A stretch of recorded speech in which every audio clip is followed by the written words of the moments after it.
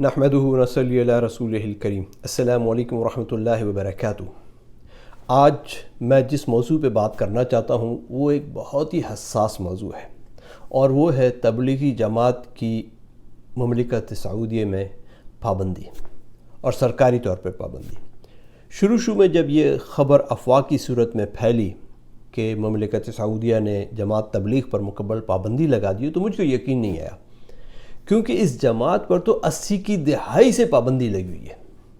80 کی دہائی سے پہلے جو ہے یہ جماعت کھلم کھلا سعودی عرب میں اور ہر جگہ پہ کام کرتی ہے، اور ابھی بھی پوری دنیا میں یہ جماعت پھیلی ہوئی ہے، اور ان کا کوئی سیاسی ایجنڈا نہیں ہے، اور مملکت میں بھی کام کرتی تھی۔ لیکن 80 کی دہائی میں اس پر پابندی لگا دی کہ یہ اسلام کی غلط تشریح کرتی ہے۔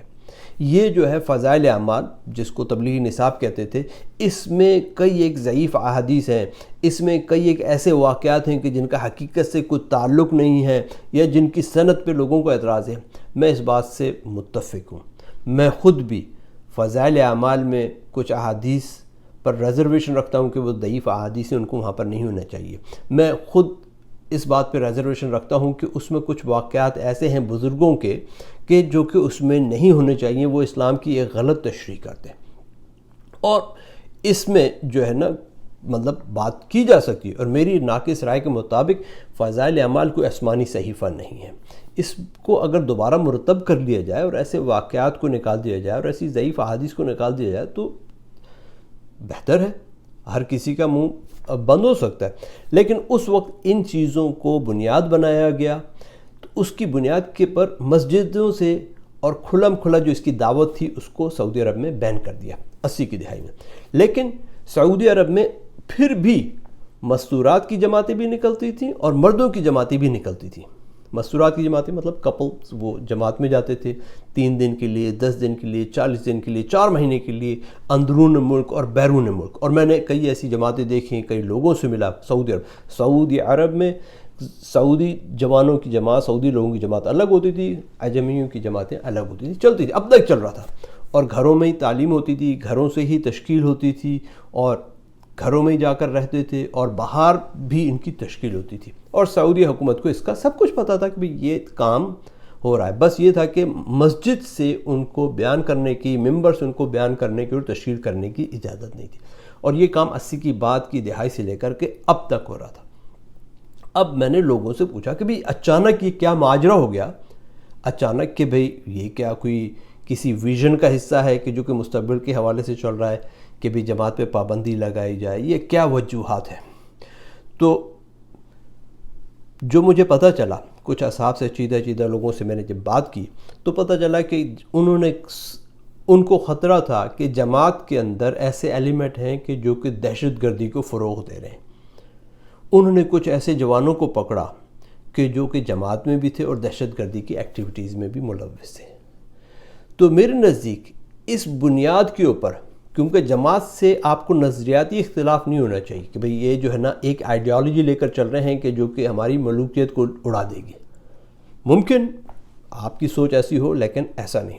جماعت کا کام ایک عالمگیری کام ہے، اور وہ لوگوں کو دین کی طرف بلاتے ہیں، دین کی طرف بلاتے ہیں اور حقیقت بیان کرتے ہیں۔ وہ یہ نہیں کہتے کہ اس سیاسی جماعت کی آپ وہ مخالفت کریں، کسی کی حمایت کریں۔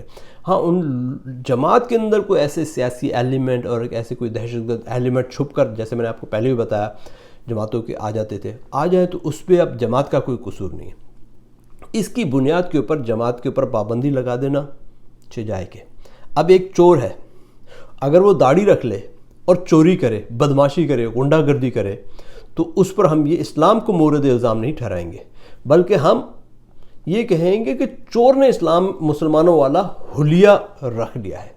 اب آپ دیکھ لیں کہ ایک واردات ہوئی 9/11، اس میں کہاں کہاں کے لوگ تھے۔ اب اگر ہم ان لوگوں کی بنیاد کے اوپر ان ممالک کو اگر مورد الزام ٹھہرائیں تو پوری دنیا آپ کے سامنے ہے، ماضی میں کس طریقے سے اس کو کنڈیم کیا۔ انہوں نے کہا بھائی نہیں، ان ممالک کا قصور نہیں ہے، تو چور جو ہے ان ممالک سے تھے تو چوروں کو کنڈیم کرنا چاہیے۔ ماضی کے اندر میں ایسے لوگوں سے ملا ہوں جب میں پاکستان میں تھا، جو کہ مملکت سے اور دوسرے علاقوں سے آتے تھے اور افغانستان کا جہاد کرتے تھے، جس کو آج آپ وہ ٹیررزم کا نام دے رہے ہیں۔ تو اس ٹائم آپ کے جو ہے ڈیفرنٹ ویو تھے۔ اب ہم یہ بھی دیکھ رہے ہیں کہ بھئی یہاں پر سے کئی لوگ جو ہے دوسرے ممالک میں مملکت اپنے مشنز جاری رکھے ہوئے، جہاں پر وہ مساجد بنا رہی ہیں، جہاں پر اپنے مسلک کو، اپنے فقہ کو، اپنی سوچ کو فروغ دے رہے ہیں، تو کیا اب اس کی بنیاد پر آپ کے سارے مشنز بند کر دیے جائیں وہاں پر؟ نہیں، ایسا نہیں ہوتا۔ اسلام جو ہے آپ کو اظہار خیال کی آزادی دیتا ہے کہ آپ اپنی بات کو بیان کریں، اور اگر بات حق اور سچ ہوگی تو لوگ اس کو لے لیں گے۔ لیکن مسئلہ یہ ہوتا ہے، یہی مسئلہ، یہی فرق ہے خلافت میں اور ملوکیت میں۔ خلافت جس کو ہم جمہور کہہ رہے ہیں، اور ملوکیت جو کہ بادشاہت ہے، کہ ملوکیت میں کسی کی تنقید جو ہے برداشت نہیں کی جاتی۔ اگر یہ سوچا جائے کہ نہیں وہ میرے سے ذرا سا بھی مخالفت میں جا رہا ہے تو اس کو بین کر دیا جائے، بجائے اس کے کہ کوئی اصلاح کی کوشش کی جائے۔ میں ذاتی طور پر کھلم کھلا تبلیغ جماعت پر اس پابندی کی مذمت کرتا ہوں، اور میں کہتا ہوں کہ اسلام کسی بھی ایسے عمل کی اجازت نہیں دیتا۔ یہ جماعت کسی ایجنڈے کا حصہ نہیں۔ جس طرح کسی بندے کے ذاتی عمل پر اس کے پورے خاندان کو، اس کے پورے ملک یا اس کے مذہب کو مورد الزام نہیں ٹھہرا سکتے، اسی طرح جماعت میں تشکیل شدہ افراد کے ذاتی عمل کی بنیاد پر پوری جماعت کو ہم مورد الزام نہیں ٹھہرا سکتے اور جماعت پر پابندی نہیں لگا سکتے۔ مملکت میں جہاں ہندوؤں کو اور عیسائیوں کو اپنے مندر بنانے کی، اپنے ٹیمپل بنانے کی اجازت دی گئی ہے، ان کو اجازت دی گئی ہے کہ وہ اپنے مذہب کی تشریح و ترویج کریں، اور اسکولوں میں بھی پڑھایا جا رہا ہے، تو ایسے ماحول میں اگر تبلیغی جماعت پر پابندی لگائی جائے تو یہ ایک بہت بڑے خطرے کی نشانی ہے، اور اس کو جو ہے مسلمانوں کو جو ہے بہت سیریسلی سوچنا پڑے گا، اور بہت جو ہے نا اس کا خیال کرنا پڑے گا۔ اور یہ پابندی ظاہر کر رہی ہے کہ مملکت میں ایک خوف کی سی کیفیت ہے، ممکن ہے کہ ان کو ایک نظریاتی خوف ہے کہ کہیں ایسے ایلیمنٹ نہ پیدا ہو جائیں کہ جو ہمارے خلاف کھڑے ہو جائیں۔ میری سمجھ میں یہی آ رہا ہے، واللہ عالم صاحب، ہمیں پتہ نہیں ہے۔ تو میں یہ سمجھتا ہوں کہ جب ہندوؤں کو اور عیسائیوں کو مملکت میں آزادی دی جا رہی ہے، وہاں پر تبلیغی جماعت کو بھی آزادی دی جائے۔ یہ بے ضرر لوگ ہیں اور یہ دین کا کام کرتے ہیں۔ دین کے اشاعت و ترویج کے لیے جتنا کام تبلیغ جماعت نے کیا ہے، اتنا شاید ہی کسی نے کیا ہو۔ ایون ایسے میں نوجوانوں کو جانتا ہوں، جب میں اسٹوڈنٹ تھا اور پڑھتا تھا امریکہ میں، تو وہ اپنے رستے سے بھٹک گئے، لیکن الحمدللہ یہ جماعت کا ہی کام تھا، یہ جماعت کی ہی ایفرٹس تھیں، کوششیں تھیں کہ وہ نوجوان دوبارہ واپس اسلام میں داخل ہوئے، اور آج وہ مملکت کے اندر جو ہے ایک مملکت کے اہم ستون ہے، مملکت کے لیے کام کر رہے ہیں۔ اس ٹائم مملکت کے اندر بھی جس طرح کی فحاشی اور بے روی پھیل رہی ہے، اس سے بھی لوگوں میں ایک اضطراب پایا جاتا ہے، اور اسی وجہ سے جو ہے جماعت پہ بھی پابندی لگائی گئی تاکہ لوگوں کے اندر جو اضطراب ہے وہ زیادہ اور نہ بڑھے، اور لوگ جو ہے زیادہ آواز بلند نہ کریں۔